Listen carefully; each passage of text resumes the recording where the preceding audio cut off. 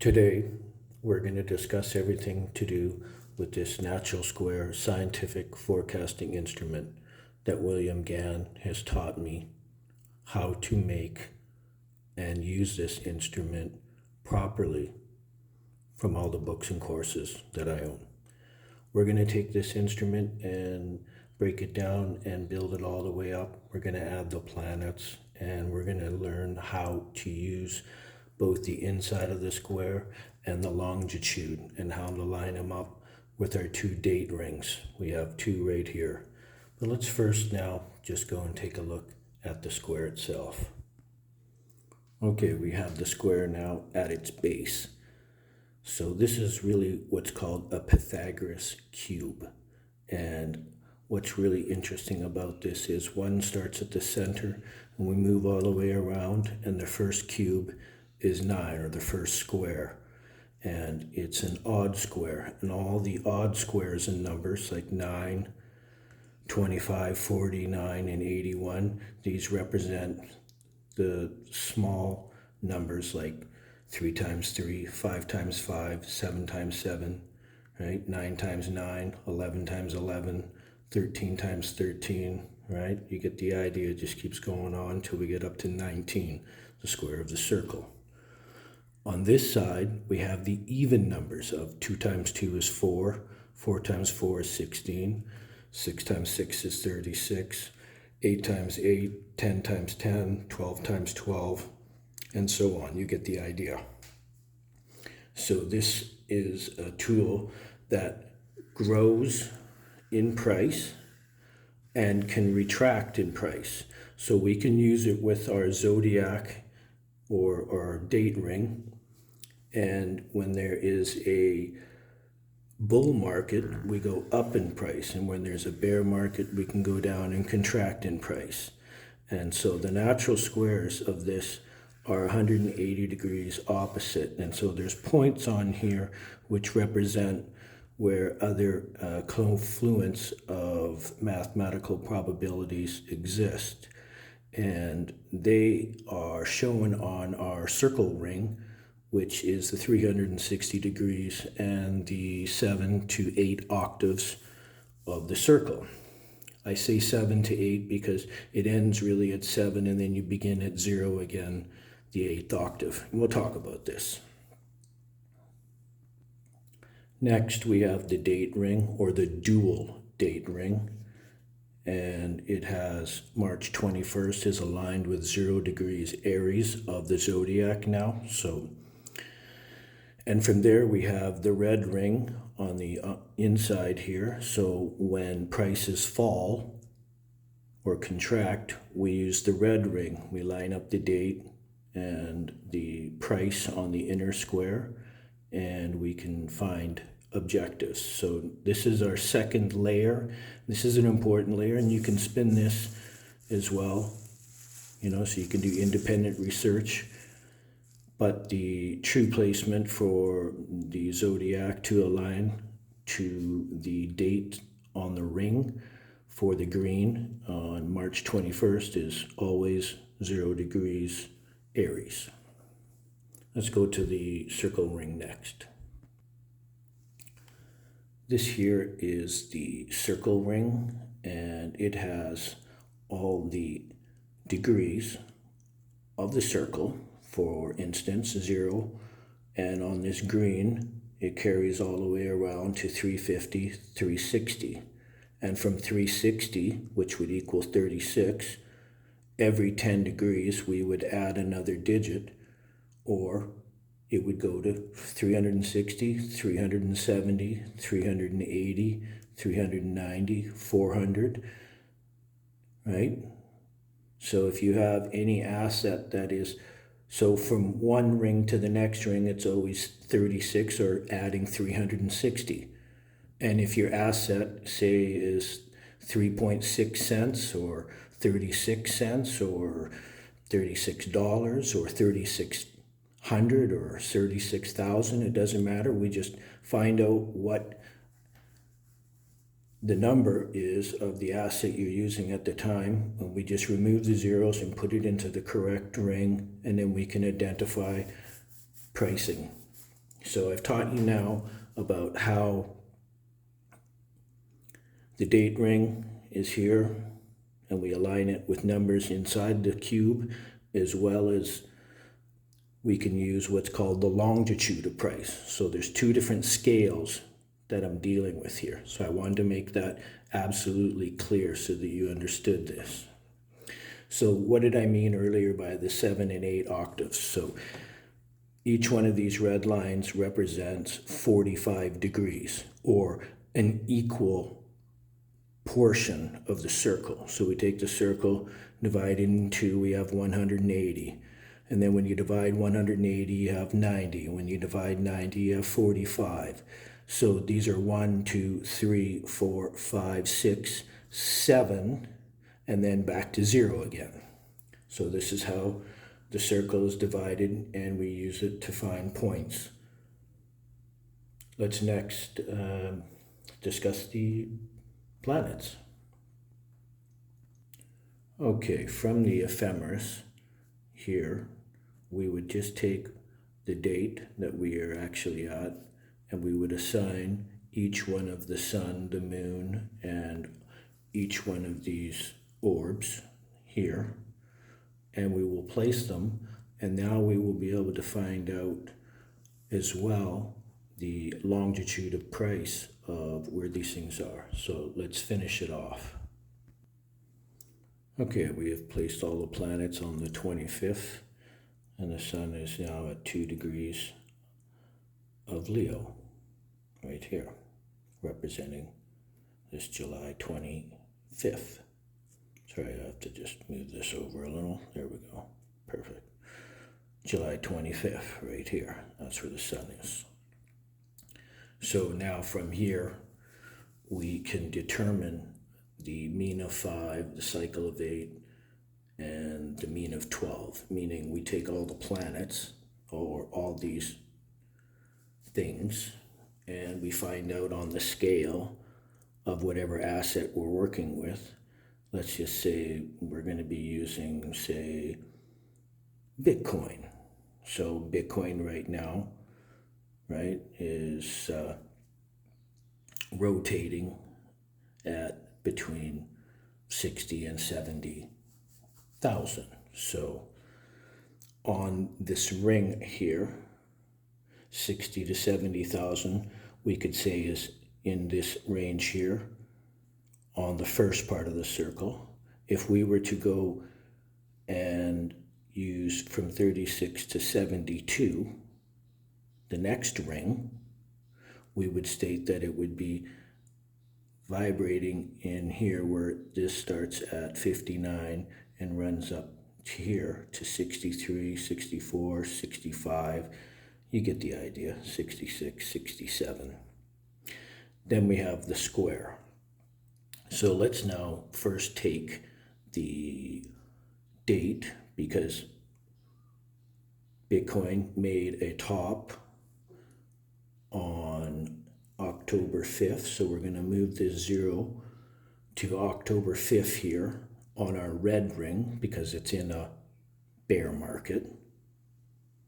Nobody can say that it's not. It's been going down, and it will continue to do so. And I have a computer program that I just finished, Private Predictive Technology, which forecasts stuff. Anyways, I'm pretty excited. I just finished it. Anyways, Bitcoin, we're using the red ring. 0 is lined up. All this technology that I'm talking about here is on my Private Predictive Technology that I coded. So here we are. We have October 5th, made a top. Nobody can dispute that. So what would we do? Well, we would find out where it is on the longitude of the circle. So looking around this circle, we can go and say, okay, well, our top was at 126. So here's 108 and here's 104. So let's just go from 108. Let's just go around here. And 126 is exactly 180 degrees and opposite our price for moving backwards in price. Let's also note that we've lined up the natural square, or the Pythagoras cube, with the top as well at 0 on October 5th, running at 126K. And right now, as we're speaking, Bitcoin is vibrating here inside the square on this 135-degree angle right here from this. Or if you want to say it's further, it's 225 degrees moving this way in price. And also note that time is carrying on here. And right now we said that there was going to be a change in trend in Bitcoin July 5th, and we've had a bottoming and a small reversal here. And our next change in trend will be August 20th of 2026, where we will be seeing a major change in Bitcoin.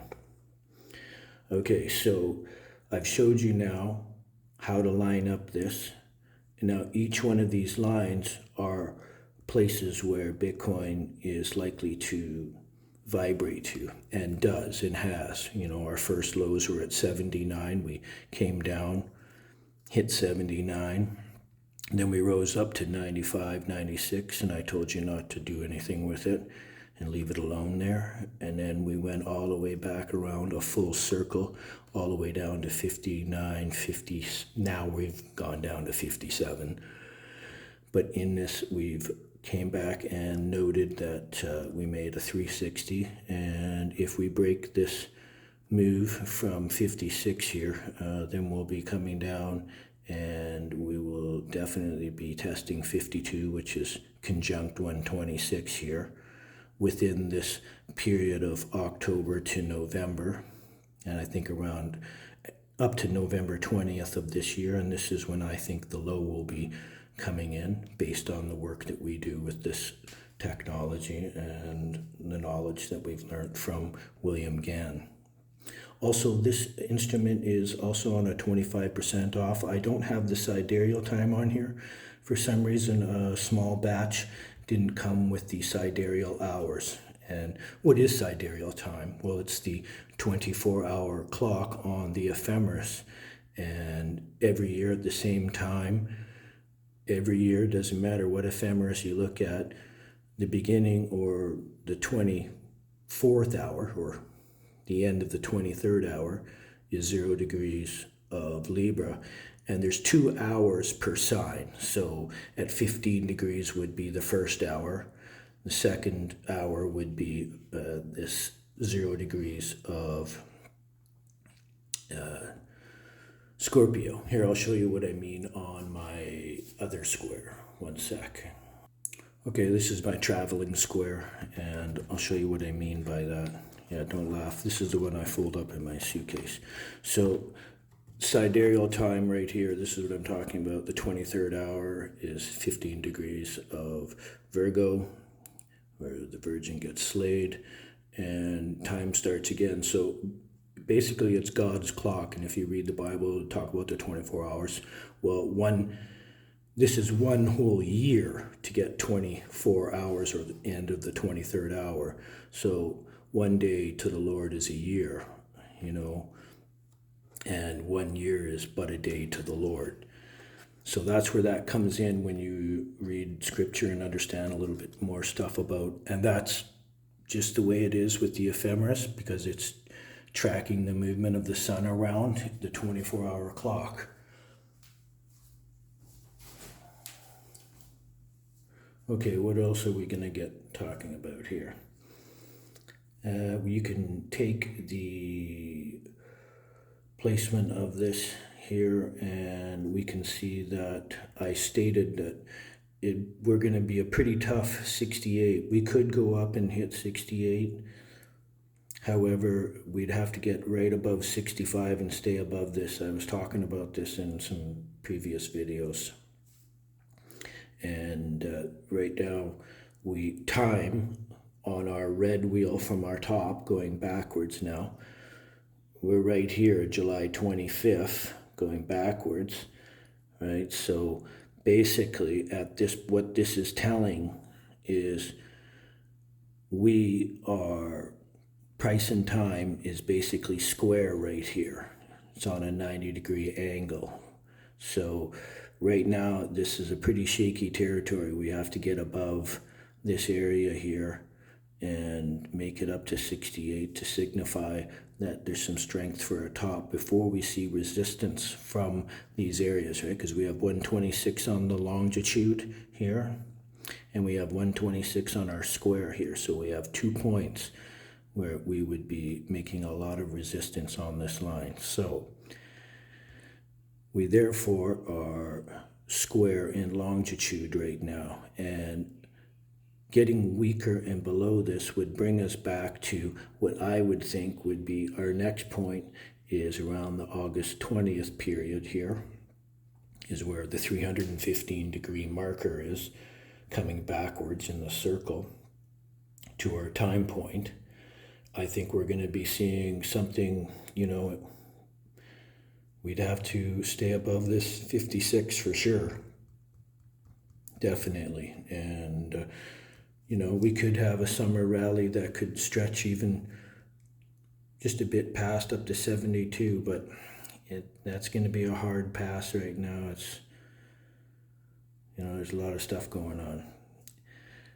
So I thought I'd show you how that worked for finding these resistance levels and where we can see prices come back to. So when we fell originally, from the 95, we came down to our 57.60 level here. So this is where we're vibrating at this time, and we definitely need to stay above the 60 level to continue to be resilient to the bear market, or that the bear market is ended, or the downward pressure is finished, which I don't feel it has. I think the market could make another break big time down, and from there I think that around this resistance level we could get down into the next square around 37, 38, 39, and certainly 36, and 34. We could certainly come down and re-square these areas. And if it got drastic, it's possible we made it down to this 27, 28 level, which is conjunct our 126 here on our square. So these are real possibilities and points that can happen. As we spun down, you can see we came down our first time one whole circle to 85 and then down to 79, which was 405 degrees, and we made a stopping before making a move back all the way up to 95 and then a back all the way down to 60. So you can see how powerful this tool can be to find where it's going to meet a lot of resistance. And looking at that, we lose that 68, which I thought we were going to make here, but it looks like the strength is kind of rescinding. However, just because I say that doesn't mean we can't get another snap-up rally in the middle of this, or near the end of August, when we have another time point here. So we would need to be staying above 64 because it's a 90-degree angle, and getting below these points would make it very weak, considering its longitude point. And if we were to get below 56 at that time point, then I'd be getting kind of worried it would be making its way back across. Price would be swinging around and coming to this sector and lining back up with 39 and 40. So that's just, and 36, of course. And I know it sounds like a bit of a ramble, but, and 36 on our wheel is right here where we align with October 5th here. So it's making me think that, anywhere between 36 and, this 40 on our longitude here. I mean, it's very possible and likely we extend down, because the last few bear market campaigns have done the very same type of moves, and I think it's likely that we may do the same thing. Also, I have this on, like I said, for 25% off because it's missing the sidereal hours. Most people and traders don't understand that as easily or use that as much.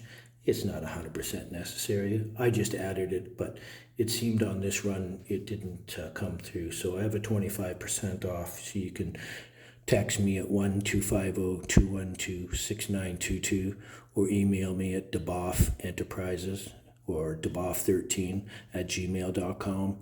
You can also Google me at Market Master Roland Attenborough, and you can go on my website there and have a look at our upcoming November in-person workshop. And you can also have a look at the instrument there and buy it via PayPal. Or you can just text me and speak to me that way.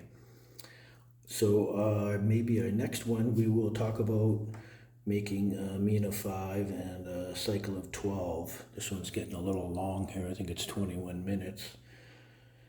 And I'm sure that I've done that before many times, showing you how to do that. But now that you've taken in this much of the tool, I think you understand it rather well at this point. Anyways, hit me up in the comments from where you are, and if you want this tool, I only have 2 of them left without that. So the first 2 that text me, it's you get your 25% off. All right, thank you guys. Peace and love.